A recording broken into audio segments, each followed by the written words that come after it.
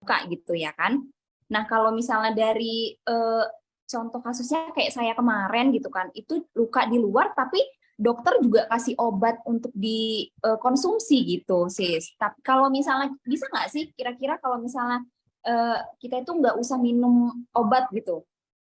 Ada nggak yang penggantinya gitu, yang apa yang harus kita minum selain, kan kalau obat itu udah pasti kayak ada efek sampingnya kali ya sis ya gitu. Apa sih yang aman gitu? Nah, sebenarnya untuk seperti kasus Kak Ririn ya, yang biasa kita perlakuan kita di rumah sakit, sebenarnya tubuh kita ini bisa mengobati tubuh kita sendiri, sis Ririn. Iya, cuman masalahnya kan kita ketahanan tubuh kita sekarang kan sudah semakin manja, cengeng gitu ya. Kemudian sedikit ya, sudah sedikit menurun kan, karena memang pengaruh dari semua apapun yang kita makan, antioksidan yang ada di luar sana ya kan sudah tercemar ya. Maka itu sebenarnya tidak perlu obat, tidak perlu langsung kasih antibiotik seperti yang saya lihat dokter kasih biasa terapinya. Kita cukup dengan merawat luka itu saja dengan antiseptik ya, apalagi grade lukanya juga nggak dalam-dalam banget kan. Nah, itu biasanya dikasih dengan yang namanya anti nyeri saja, anti nyerinya cukup dengan paracetamol ya, begitu dokter kasihnya. Tidak ada dia kasih obat-obat yang macam-macam, udah disuruh banyak makan protein gitu ya.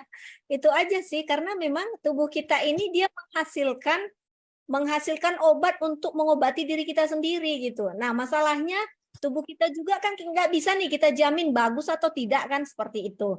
Maka itu kita perlu asupan nutrisi tambahan seperti yang namanya propoelik gitu ya kan. Karena kita nggak bisa nih pastikan kita sudah sakit ya kan. Terus siapa yang nyediain kita jus sampai yang namanya 3 gelas, 2 gelas satu hari ya kan?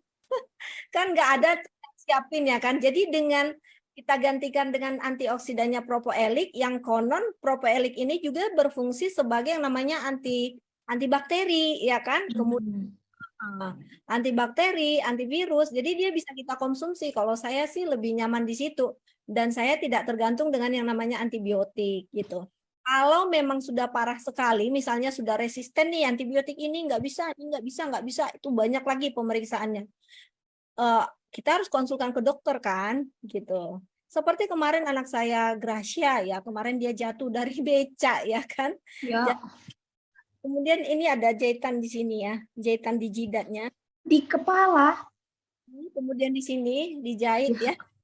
Ya sudah, dijahit saja sudah selesai. Pakai minum paracetamol karena denyut sudah cukup. Saya kasih madu, clover honey, propoelik, salep, kita pakai, kita rawat sendiri sudah. Jadi tidak ada hal yang sangat mencemaskan sekali sih. Gitu aja Jadi sih. nggak usah lebay ya sis ya, harus ke dokter dikasih antibiotik seabrek gitu ya kan?